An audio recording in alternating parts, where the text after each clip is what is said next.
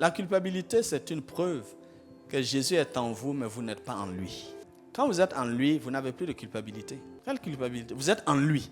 Et lui, il est justifié par le Père. Vous pouvez être dans une maison, le chef de la maison est justifié et puis vous-même, vous n'êtes pas justifié. Si on envoie ton père en prison, toi aussi tu es en prison ou pas? Mais si on l'a libéré, tu es libéré ou pas? Mais c'est comme ça que ça se passe avec Jésus. Si tu es en lui là, tout ce que le Père a fait là, le Père l'a glorifié, tu es glorifié avec lui. Le Père l'a ressuscité, tu es ressuscité avec lui. Le Père l'a élevé, tu es élevé avec lui. Il est assis à la droite du Père, tu es assis aussi là-bas. Pourquoi? Parce que tu es en lui. Et c'est pourquoi il dit, avec cette justice-là, verset 10, afin de connaître Christ et la puissance de sa résurrection et la communion de ses souffrances, en devenant conforme à lui dans sa mort. Voilà comment Paul présente l'intimité que nous parlons là. L'intimité que nous parlons là, Paul présente ça comme des étapes. Premièrement, je dois connaître Christ. Pour que je puisse le connaître, je dois être en lui. C'est-à-dire, si tu n'es pas en lui, tu ne peux pas le connaître. Christ en toi là, ce n'est pas ça qui va te permettre de le connaître. Non, c'est quand toi tu es en lui que tu vas le connaître. Ok? Et l'étape suivante, il faut aussi connaître la puissance de sa résurrection. Parce que ça, c'est une assurance. La puissance de la résurrection est la victoire sur la mort, le plus grand ennemi de l'homme.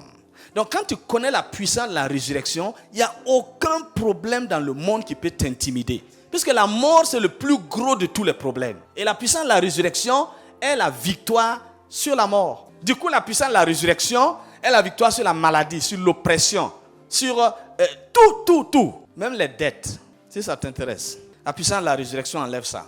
Et puis, maintenant, après avoir connu la puissance de la résurrection, maintenant, la communion de ses souffrances. Mais la plupart des gens qui parlent d'intimité ne veulent pas entendre parler de ça. Ah oui.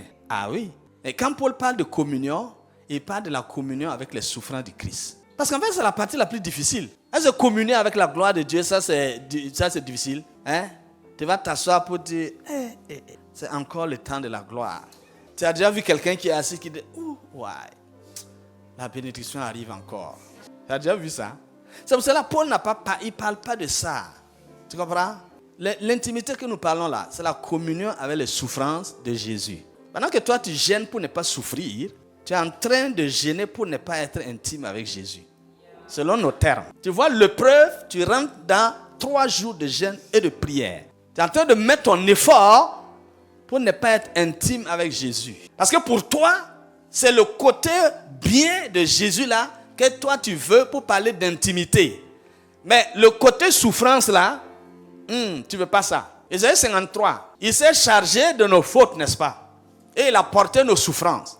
Et c'est pas ces meurtrissures que nous sommes guéris. Le châtiment qui nous donne la paix est retombé sur lui. Donc, si tu es en lui, il faut considérer tout ça maintenant. Tu ne peux pas guérir les malades si tu ne portes pas la maladie des gens. Tu ne peux pas résoudre un problème si tu n'as jamais vécu dans ce problème. Tu ne peux pas conseiller quelqu'un si toi-même tu n'es pas encore passé par là-bas.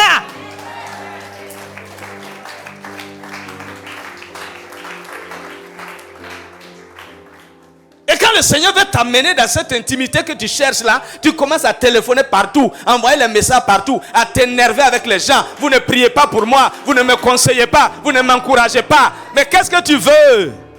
Qu'est-ce que tu veux? Non, Jésus, je vais dormir avec toi. Mais tes côtés souffrants comme quoi là? Non, un chrétien ne doit pas souffrir. Ben oui, Jésus n'a jamais dit qu'il cherche des chrétiens. Depuis quand tu as vu ça?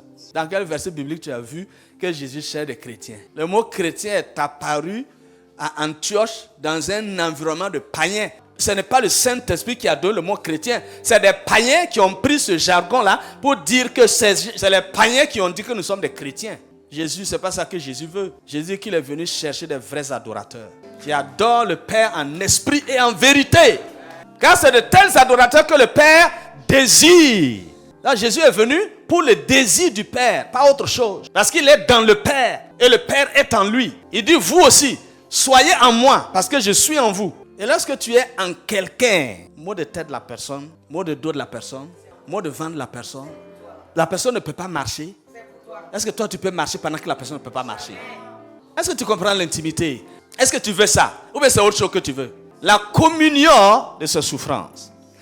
L'apôtre Paul a dit aux Hébreux là, c'est parce qu'il a souffert en toutes choses qu'il peut maintenant aider tous ceux qui souffrent. Toi, tu veux être un homme de Dieu qui fait des miracles. Est-ce que tu es prêt à porter les problèmes? Parce que tant qu'il n'y a pas de problème, il n'y a pas de miracle. Tu veux que les paralytiques marchent. Tu sais ce que ça veut dire? Toi, tu as déjà été paralysé. Seigneur, je veux ressusciter les morts. Le Seigneur dit, est-ce que tu es prêt à mourir tout de suite? Pourquoi on te ressuscite? Parce que si tu n'es pas ressuscité, tu ne peux pas ressusciter des gens.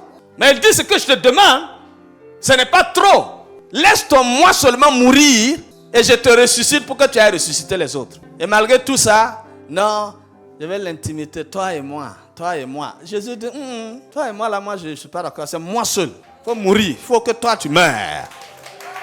Il faut mourir. Moi, je vais vivre en toi. Je vais dupliquer ma vie en toi. Je vais déverser ma vie en toi. Je vais amplifier ma vie en toi. Je vais promouvoir ma gloire à travers toi. Les gens qui ne m'ont pas connu physiquement, là, quand ils vont te voir, ils doivent me connaître maintenant. Mais pour ça, il faut que tu m'habilles. Il faut te revêtir de moi.